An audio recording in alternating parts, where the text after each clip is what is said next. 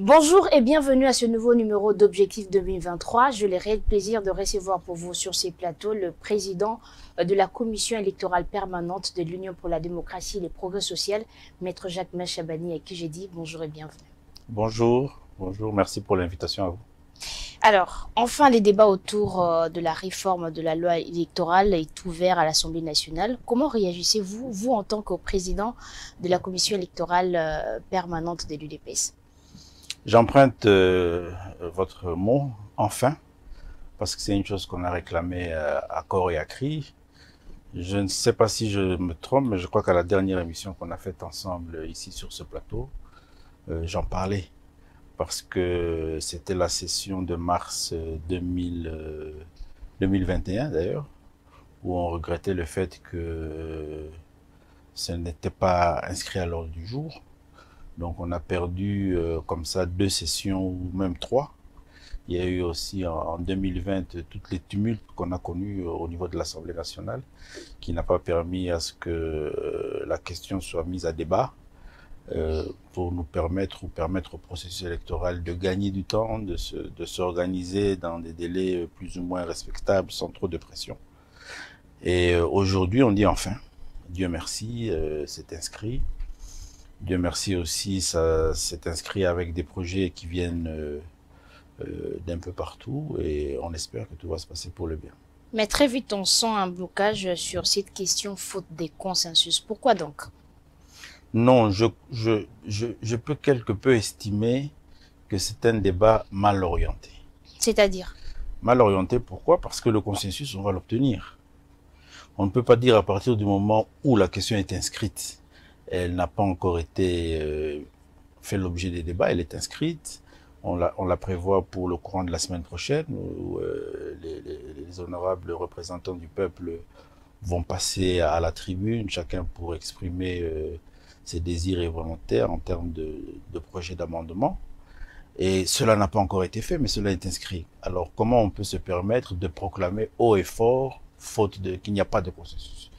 Moi, je reste convaincu que nous allons atterrir calmement et lentement et sûrement sur un consensus plus ou moins large et général sur toutes ces questions. Mais est-ce que les députés du Front commun pour le Congo n'ont pas raison de demander qu'il y ait avant tout des discussions en amont sur les réformes de la loi électorale avant d'en débattre en plénière? Non, d'ailleurs, on ne parle même plus de discussion, on parle d'un dialogue. Et moi, je crois qu'il ne faut pas qu'on commette les erreurs du passé. Et sur ces questions, j'estime que nous, l'UDPS, qui avons fait l'opposition sur 3 cycles électoraux, 2006, 2011, 2018, nous avions la posture d'opposant. Nous avons une expérience sur laquelle les collègues, les amis qui se retrouvent aujourd'hui dans cette posture doivent nous écouter et doivent nous donner l'oreille. On parle de dialogue, mais nous tous nous savons qu'un dialogue entre politiciens ne débouche pas sur des réformes, débouche sur un partage du pouvoir. Parce que à ce dialogue-là, on viendra nous dire que tel responsable n'a pas l'expertise, n'a pas l'expérience, il faut un autre, donc il faut le changer. Et on viendra nous dire que l'expertise est du côté de l'opposition. Est-ce qu'on en a besoin? Est-ce que si on va à un dialogue pour déboucher sur un partage du pouvoir, ça nous mettra dans les délais d'organiser les élections dans les délais constitutionnels? Je ne crois pas. Et c'est là où je dis c'est faussé. Et ça ne va pas permettre à ce qu'on aille de l'avant et qu'on atteigne les objectifs. Parce que l'objectif, il est unique, c'est l'organisation des élections. Les élections dans des meilleures conditions, des élections meilleures que celles de 2018. Parce qu'on a les réclamations et les observations de tout ce qu'on a vu, subi au cours des élections de 2018. Donc vous estimez que leurs revendications à ce stade n'ont pas raison d'être? Elles sont mal orientées. C'est pour ça que je dis, l'expertise que nous avons de ce type de réclamation, ils doivent nous donner, donner l'oreille à notre expérience, à notre voix et nous comprendre. Nous avons le souci tous de donner aux citoyens congolais de meilleures élections, d'améliorer le processus, que ces élections qui viennent en 2023 soient plus libres, transparentes et démocratiques, de manière à ce que le résultat apporte ait l'assentiment de la grande majorité. Et cela va se faire au travers les réformes qui seront en discussion la semaine prochaine au Parlement. Donc, je crois qu'il faut qu'on s'y mette tous. J'ai suivi que certains sont sortis de la salle. Je suis convaincu qu'ils vont revenir dans leur plénière pour participer à ce débat, donner au peuple congolais cette loi réformée, meilleure que celle de 2018, et on va vite courir vers ces élections. Mais pourtant, des discussions préalables permettraient par exemple de ne pas vider la proposition de loi sous examen de toutes ces substances, comme on l'a vu avec la réforme de la loi portant organisation et fonctionnement de la Commission électorale nationale indépendante, n'est-ce pas? Des discussions préalables dans quel cadre? C'est encore ça tout le problème. Des discussions préalables dans quel cadre? Y a-t-il meilleur cadre que l'Assemblée nationale, où tous les représentants du peuple élus se retrouvent? Ce cadre, qui va l'organiser? À partir de quel moment vous direz que le cadre organisé est un cadre légitime où tout le monde se retrouve? Qui convoque? Qui identifie les participants de ce cadre? C'est ça aussi tout le problème. Pourquoi sortir des institutions, aller dans la rue, dans l'informel, où on va estimer que c'est dans cet informel-là que le cadre est meilleur? Sur base de quoi on va délimiter les participants à ce débat? Si on estime qu'on a déjà un cadre formel qui est le Parlement où tout le monde se retrouve.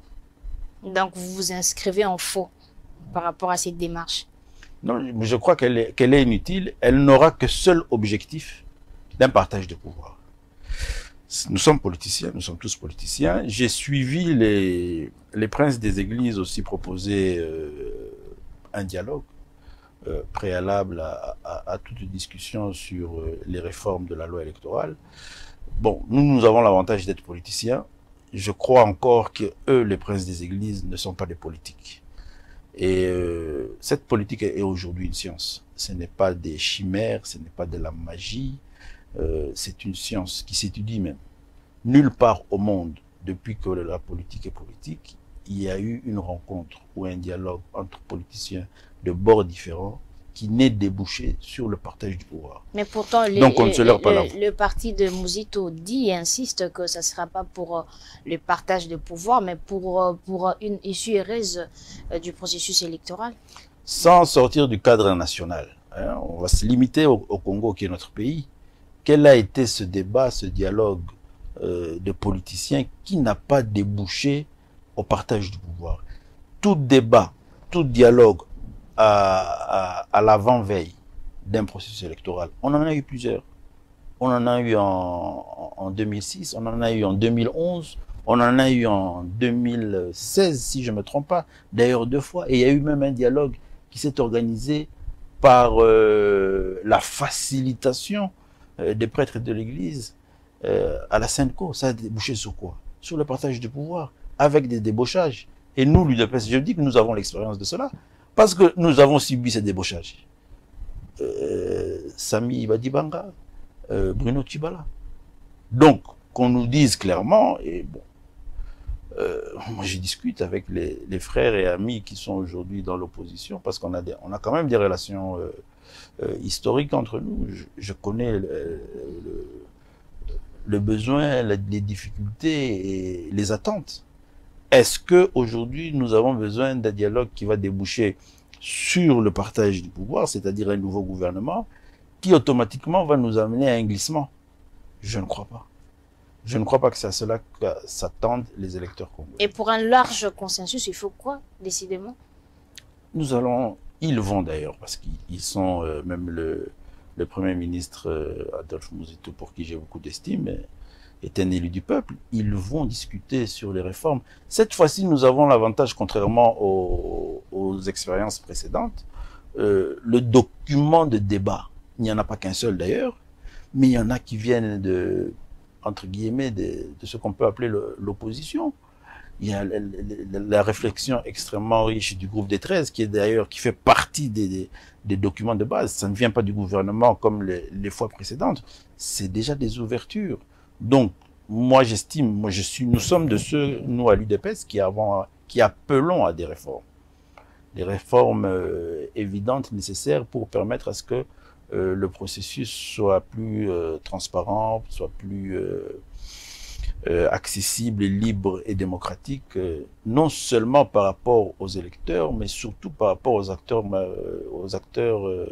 candidats. Donc c'est une occasion, c'est un pain béni pour nous tous. Retrouvons-nous dans ce cadre-là institutionnel. Allons-y le plus rapidement possible, parce que c'est cela qui va nous empêcher d'aller dans des dépassements. Les contraintes, parmi les contraintes identifiées dans la feuille de route de la CENI, il y a cette loi qui est attendue. Donc un dialogue, ça va nous amener dans les glissements. On ira au dialogue et après ils accuseront encore le président Félix, si pas lui, l'UDPS, d'avoir organisé un glissement. Mais aujourd'hui, quelles sont les réformes soutenues par l'UDPS dans la loi électorale? Comme je l'ai soutenu tout à l'heure, en termes de principe, c'est permettre à ce que ce processus soit plus transparent, soit plus libre. On a eu des difficultés énormes, par exemple en 2018, en ce qui concerne non seulement la cartographie, mais l'affichage aussi des listes. On a eu des difficultés énormes dans le dépôt des candidatures. Il faudra arriver à assouplir toutes ces questions. La question du seuil aussi pose un certain nombre de problèmes qui va être débattu. Nous espérons qu'on arrive sur toutes ces questions fondamentales à un consensus assez large.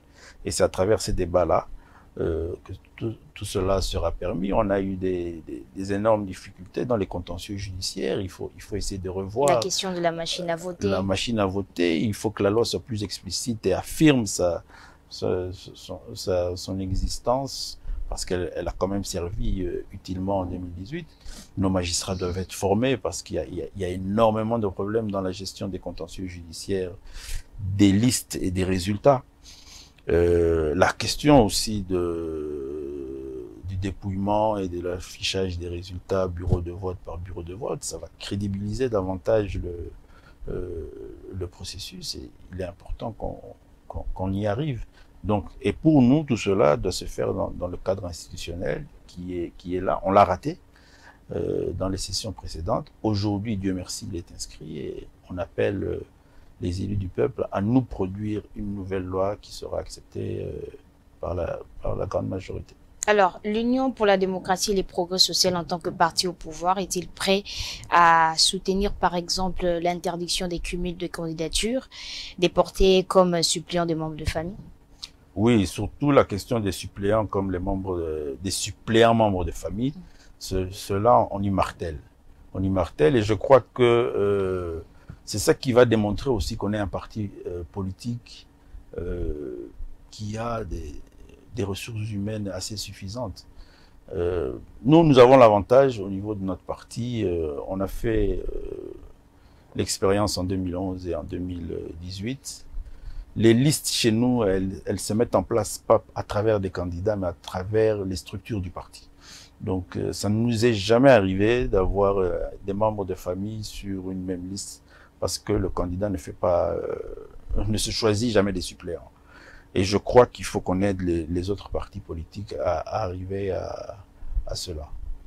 Alors, que faire aujourd'hui pour mettre toutes les parties prenantes liées au processus électoral d'accord sur la question de la réforme électorale, de la loi électorale?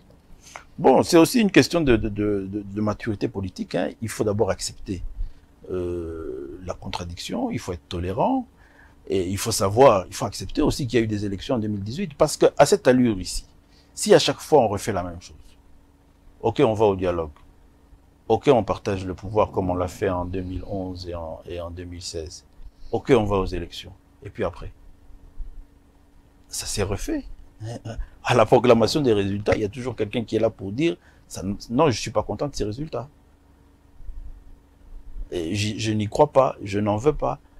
Donc aujourd'hui, nous avons un Parlement, il y a une opposition et il y a une majorité. Donc maintenant, l'avantage qu'on a, c'est que on a des propositions de réforme à mettre, qui sont là à débattre. Donc, je suis convaincu qu'il y a des options sur lesquelles nous et les amis du PPRD, par exemple, nous sommes totalement d'accord. Donc, il y a possibilité rapidement de mettre tout le monde d'accord sur des questions, certaines questions fondamentales. Mais c'est vrai aussi qu'il y a des questions sur lesquelles on n'est pas d'accord. Par exemple?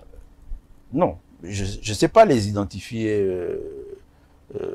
en ce qui concerne les réformes particulières, mais c'est pour dire que on n'aura pas une unanimité sur les questions à réformer.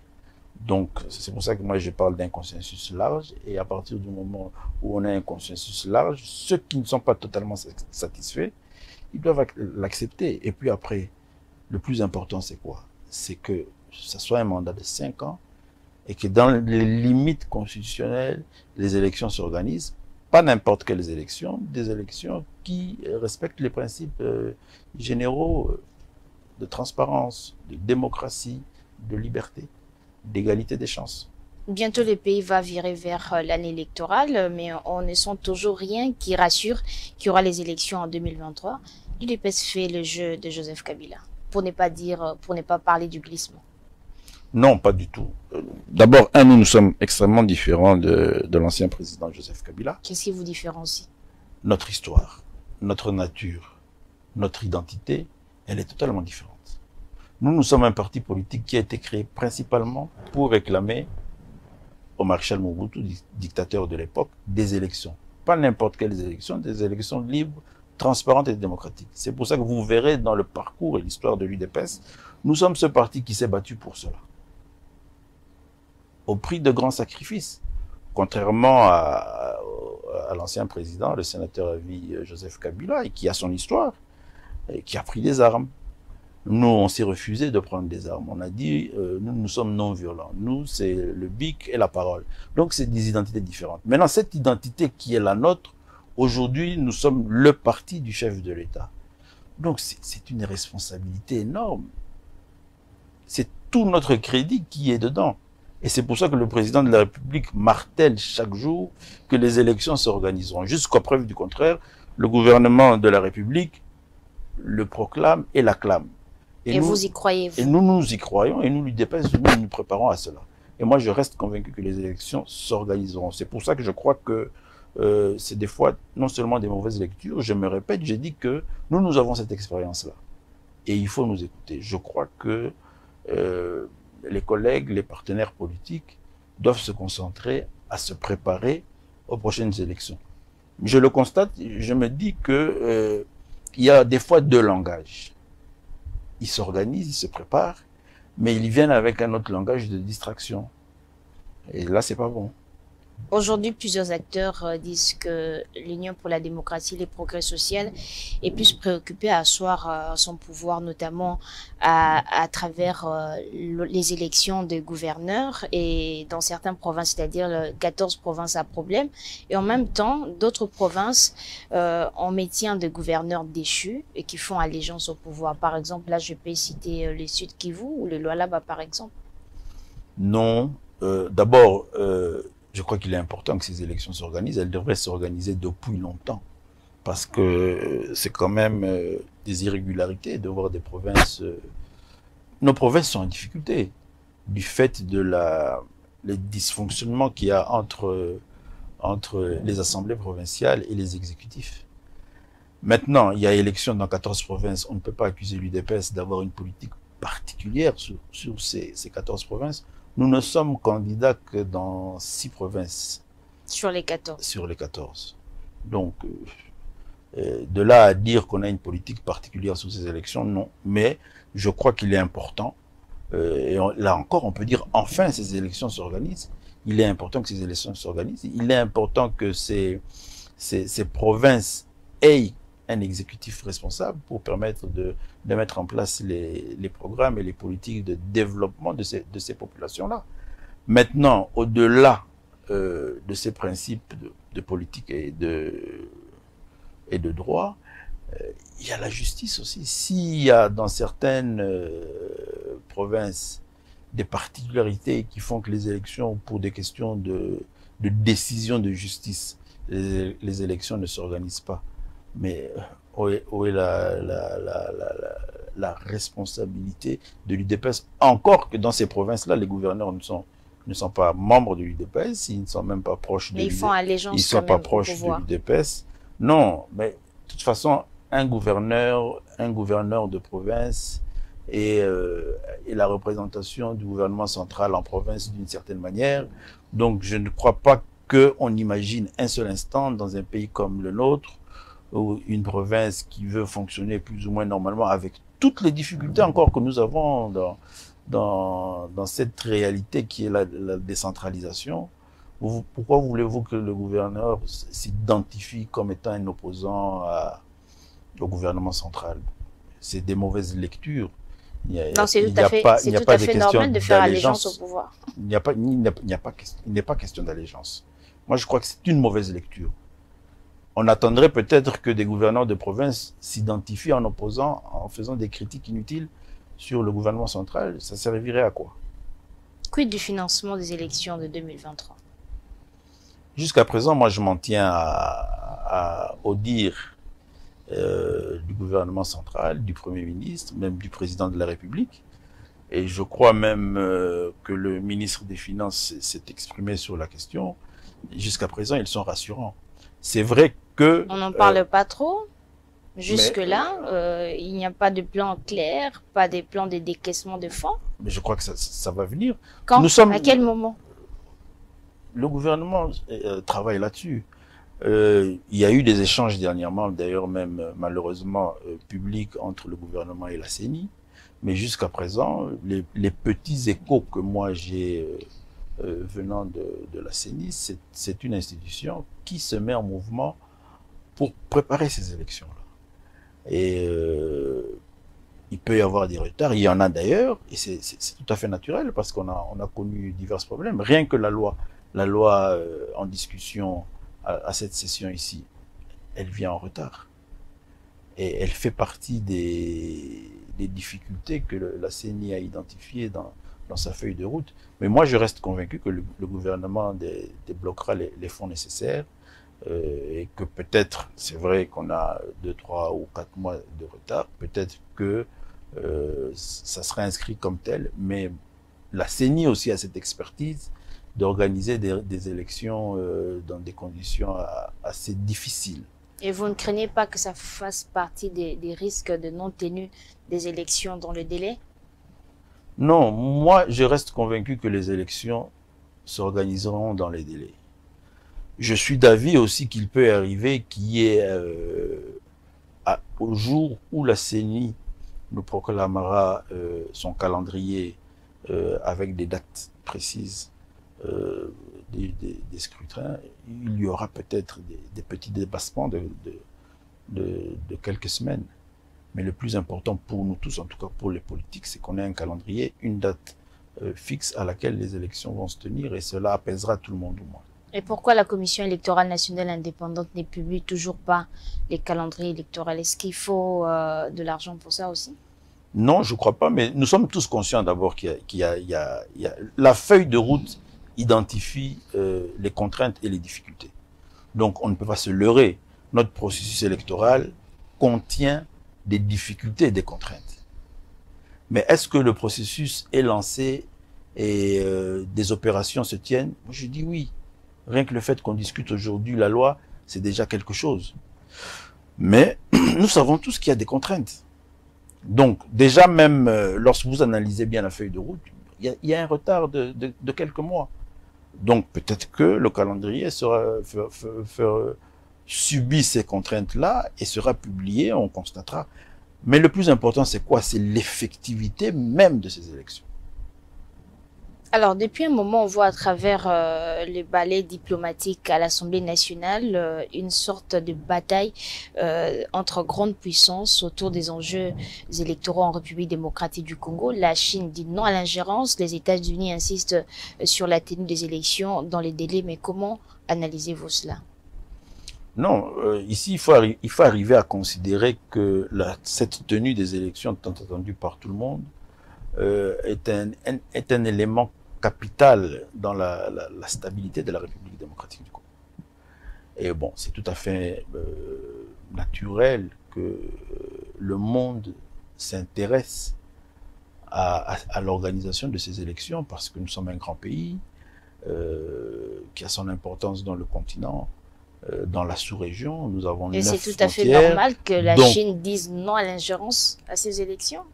Bon, moi je ne peux pas empêcher, nous ne pouvons pas empêcher à la Chine d'avoir une opinion sur une actualité politique au Congo, comme nous ne pouvons pas empêcher aussi les autres pays à avoir une opinion. De toutes les façons, nous connaissons la politique de la Chine. Déjà, elle-même est un pays fermé sur elle-même, donc c'est tout à fait normal qu'elle pense que pour nous, cela devrait s'appliquer de la même manière. Maintenant, c'est à notre gouvernement de mettre en place sa politique sur la question électorale, de voir si oui ou non nous avons besoin d'intervention ou d'une aide particulière de partenaires extérieurs. Et vous estimez que la Chine pourrait appeler comme ingérence, c'est à nous de voir. Nous identifions déjà des contraintes. Donc il y a possibilité. Nous identifions déjà des contraintes. Nous savons que le Congo est un pays continent. Reste à savoir, avec tout ce que nous venons de vivre, il y a eu le Covid. Ailleurs aussi, il y en a eu. Oui. Il y a eu des élections. Ailleurs. Oui. Mais il faut savoir aussi comment ailleurs les élections se sont passées. Il faut savoir si ailleurs c'est les mêmes réalités qu'un pays comme le nôtre, un sous-continent. Je ne dis pas que cela va se faire, mais moi j'estime que le plus important pour la République démocratique du Congo, c'est que les élections s'organisent dans les délais.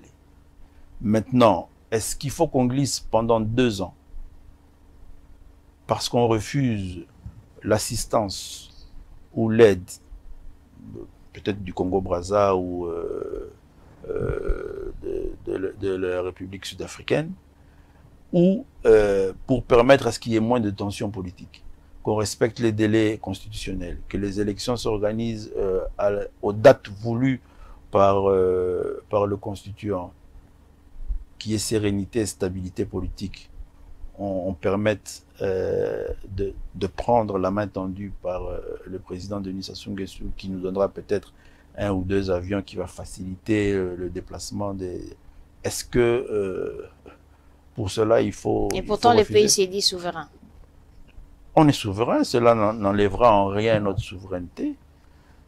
Ça s'est déjà fait.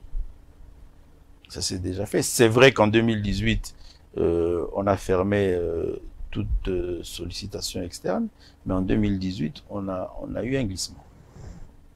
Donc, vous estimez, parce qu'il y a eu glissement en 2018 et que probablement en 2023, il n'y aura peut-être pas de glissement, mais vous solliciterez l'aide extérieure? Non. Nous sommes en train de discuter sur des éventualités parce que vous avez fait un commentaire sur la position de la Chine. Justement. Voilà. L'UDPS est-elle prête pour les élections de 2023 et le remporter aussi? L'UDPS s'y prépare. On s'y prépare chaque jour. Je crois que les élections, c'est un peu comme une session à l'école. Hein. Donc, à la veille d'une session, vous pouvez être le meilleur de la classe, le premier de la classe. Ça dépend. Vous pouvez vous prononcer non prêt à un examen et vous en sortez encore une fois le meilleur. Ce que je peux vous dire, comme parti politique, on s'y prépare. On s'y prépare sérieusement parce que pour nous, c'est un défi. D'abord, on veut se maintenir dans la position que nous avons, mais on veut faire mieux. On veut faire mieux parce que de ce côté-là, on a encore d'énormes défis à faire. Mais qu'est-ce qu'il vous faut pour les remporter à tous les niveaux? Bon, d'abord, il faut bien comprendre le contexte électoral dans lequel nous sommes, avec la loi en discussion et les réalités qu'elle a, et la proportionnelle et tout ce qui va avec. Donc, cela amène à y placer une grande intelligence avec beaucoup de stratégies pour répondre à tous les limitations qui sont dans la loi. Donc, un parti politique d'abord, ça c'est connu de tous. Une liste électorale ne peut pas avoir la majorité, donc il faut savoir composer avec. Nous sommes un pays sous-continent avec d'énormes réalités sociopolitiques. Il faut travailler là-dessus. On travaille là-dessus et on espère faire mieux qu'en 2018. L'Union sacrée envisage-t-elle soutenir la candidature de Félix Tshisekedi? Mais absolument. Je crois que jusqu'à présent, le président de la République a l'avantage d'avoir cette superstructure avec lui qui compose son gouvernement et qui va sûrement l'accompagner, moi je l'espère, à l'état des choses actuelles jusqu'aux élections, et pourquoi pas même l'élargir davantage pour lui permettre de mieux circonscrire sa circonscription électorale. Mais comment l'Union sacrée va gérer les ambitions, notamment celles de Moïse Katumbi, dont le parti dit clairement qu'il sera candidat en 2023? C'est légitime. C'est légitime pour les sympathisants, les militants des structures qu'il y a autour du gouverneur Moïse Katumbi de le dire. Moi, je crois que c'est tout à fait légitime.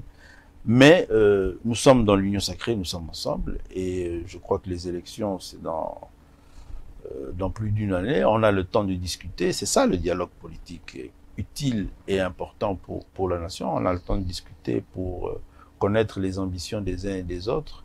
Moi, je sais que le président Félix Tshisekedi est un homme d'échange et de discussion.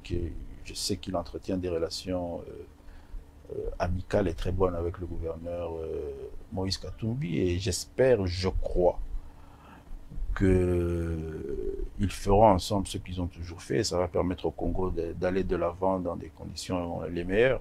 Pensez-vous que l'Union sacrée pourra survivre jusqu'en 2023? Oui, je ne vois pas pourquoi on aurait des difficultés à cela. Il n'y a pas de contraintes? Non, les contraintes, en politique, les contraintes de vivre ensemble, de travailler ensemble, elles sont quotidiennes. Et c'est pour ça qu'il faut savoir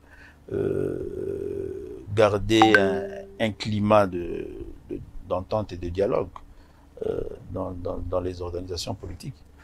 Et moi, je sais que ce qu'on fait ensemble maintenant, on a intérêt à le faire ensemble au prochain scrutin pour nous permettre ensemble, encore une fois, de faire mieux au deuxième mandat du président Félix Tshisekedi. Parlons de l'organisation au sein du parti, Kabound exclu. Que reste à l'UDPS? L'UDPS n'est pas un parti d'un individu ou d'un d'entre nous. L'honorable Jean-Marc Kabound, il lui est arrivé ce qui lui est arrivé. Cela n'empêche au parti de continuer. Il n'est pas le premier. Nous sommes, je peux dire entre guillemets, malheureusement, ce parti politique qui a une histoire de départ et de défection. Le parti continue sa route avec les deux pieds dans ses bottes, et on a d'énormes défis à relever, et donc on a du travail. Tout va bien donc? Tout va bien. Et ces débats sur la candidature de Joseph Kabila, Raymond Tshibanda dit clairement que rien n'empêche Joseph Kabila de se présenter en 2023. Mais vous, en tant que juriste, quel regard portez-vous sur cette question qui risque de diviser davantage les Congolais? Bon, moi je suis d'avis que l'ancien président Joseph Kabila n'a pas cette ambition. Et je crois, encore une fois, c'est légitime pour tous ceux qui sont autour de lui de croire à cela. Maintenant, sur le plan de droit, sa qualité de sénateur, je ne vois pas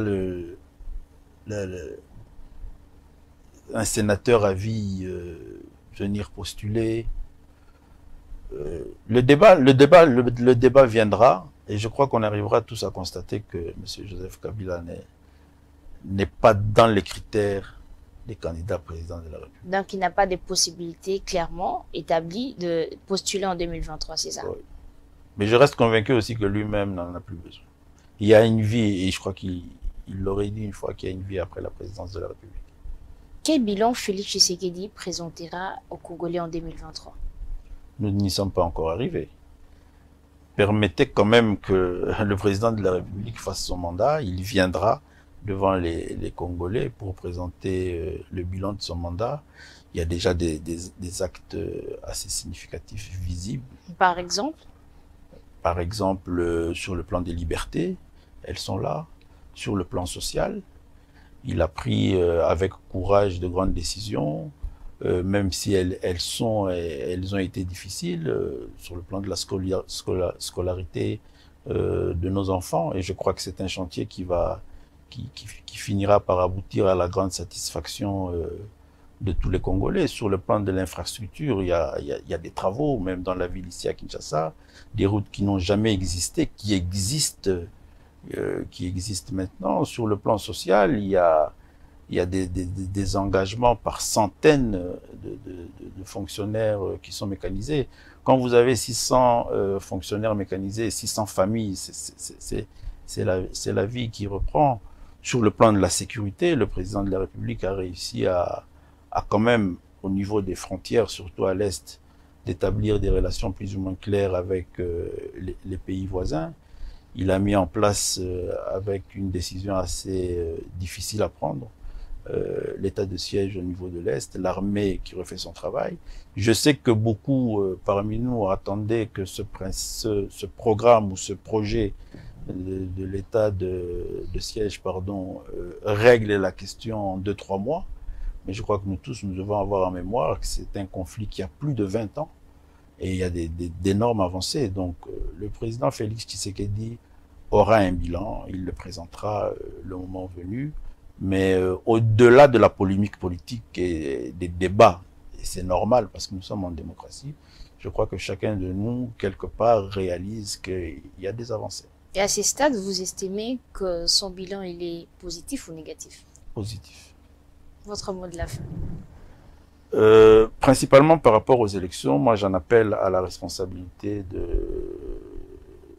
de nos élus du peuple, des députés nationaux, pour que dans le délai le plus court, ils puissent donner à la CENI la nouvelle loi avec des réformes utiles qui devront aboutir sur un large consensus qui mettra d'accord la grande majorité de la classe politique et des électeurs congolais pour nous permettre à ce que le retard déjà subi sur l'effectivité des élections en 2023 soit rattrapé le plus rapidement possible et que la CENI nous donne notre calendrier avec une date fixe du scrutin de 2023 et je crois que cela apaisera les uns et les autres. Merci d'avoir répondu à notre invitation. Merci à vous.